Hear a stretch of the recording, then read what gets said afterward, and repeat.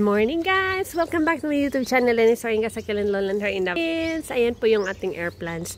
Nilagay ko po siya dito sa may labana. Hinati ko siya. Merong isa doon. At saka yung isa dito. Meron pa doon. So ito yung mga air plants. Pero ito yung makapal talaga masyado. Sobrang kapal. Tapos ito pala yung mga nilagay ko dito guys na mga Borostale.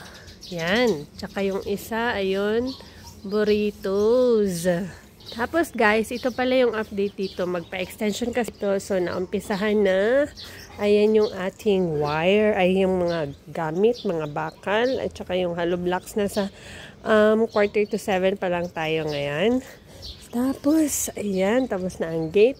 Tapos na dito. So, pwede na ako mag-transfer dito ng mga plants. Pero yung ibang plants guys, ilagay ko muna dito sa gilid. Dito, ayan. Dito, ayan. Diyan muna yung iba. Tapos ito, buhay naman siya. Though, meron siyang mga ganito na pitas, pero okay lang. Tapos ito, tsaka ito, nilagay ko na dito kasi nagtambay to sa likod. Ang nangyari dito, para siyang hindi gusto sa likod. So, nilagay ko dito. May sili pala kami ni Mr. na transplant dito kasi, yun nga, sinira na dun sa likod. Tapos, ito, lemonsito. Ayan, may mga lemonsito tayo. Ayan, tsaka ayan, ayan. May sili pa doon. Sana mabuhay. Kasi may nagpatanim sa akin ng sili. Si Ma'am Abby. Tapos ito. Tapos may namatay. Hindi kinaya. Tapos, anyway. Ito, may sili pa ako, guys. Ayan, may sili.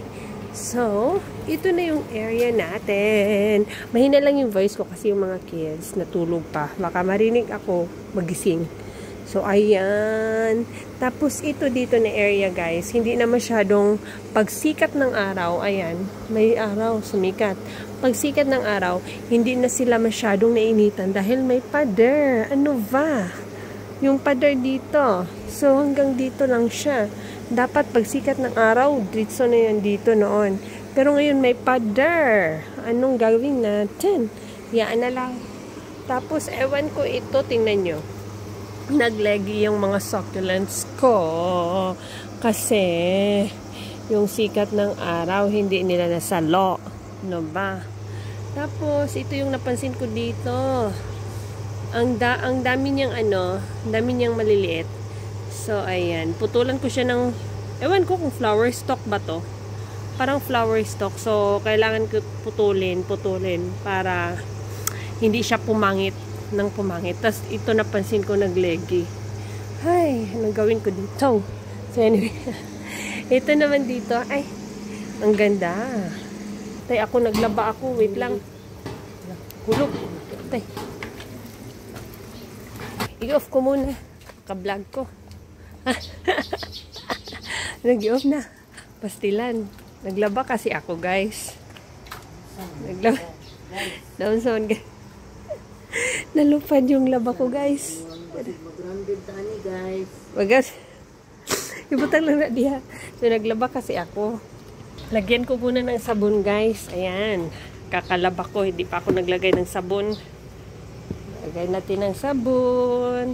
Nagpaikot na ako sa washing guys. Kunin ko na lang muna to. Kasi para pumasok talaga yung init. So, ayan.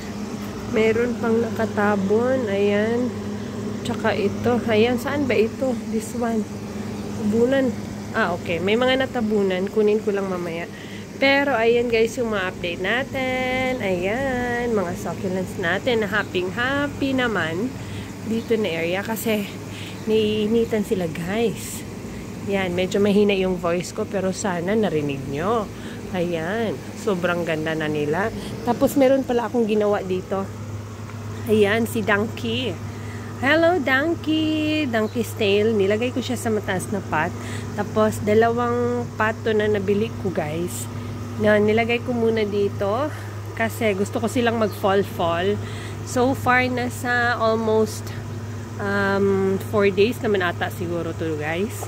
Pero okay naman. Dahil na yung soil masyado, siguro diligan ko to later para hindi naman siya matapiyok yung ano niya. This one, yung dahon niya. Tapos, meron pa ka dito. Ayan, tadang-tadang. Ayan. So, nasa mataas siya. Yung nilagay ko dito na Sedum Adolphi, kinuha ko. Nilagay ko siya. So, yan. Buhay naman siya. Mga succulent ko ngayon, mag-weeds ako. Magbubunot ako ng mga, yan, lupa. Meron akong isa doon, kawawa. Ayan. Naglilegi. Si Mendoza. Kailangan ko siyang ilabas. Tapos, ayan. Meron na palang magpa-flower na parang mabaho. Mabaho na cactus. So, naghanap ako ng area. Parang ito na lang ang nabuhay. Kasi yung iba, guys, ay meron pa pala doon. Konti na lang sila. Kasi yung iba na namatay. Hindi nadiligan. So, na-dehydrate. Ito, buti na lang. Hindi ko na alam paano. Pero, hayaan ko na. Kasi mabilis lang naman tong dumami. Tapos, ayan po yung mga succulent. Ito, aayusin ko, guys. Kasi, may mga, ayan yung sa roots niya, parang hindi na nakasayad sa lupa. So, kukunin ko na lang siya dyan. Ita-transfer ko, mayroon pa dito, ita-transfer ko sa iba. Ayan, sana masalba ko pa siya. Tapos, anyway, meron din akong dinala kagabi. This one. Ito dinala ko kagabi, o diba? Si ano ito? Si Rubidona. O, dinala ko si Rubidona. Isang pot dito. Meron pang naiwan sa bahay na isang pot. Yan si Rubidona. Sana mabuhay siya dito, guys. Feel ko mabuhay naman siya.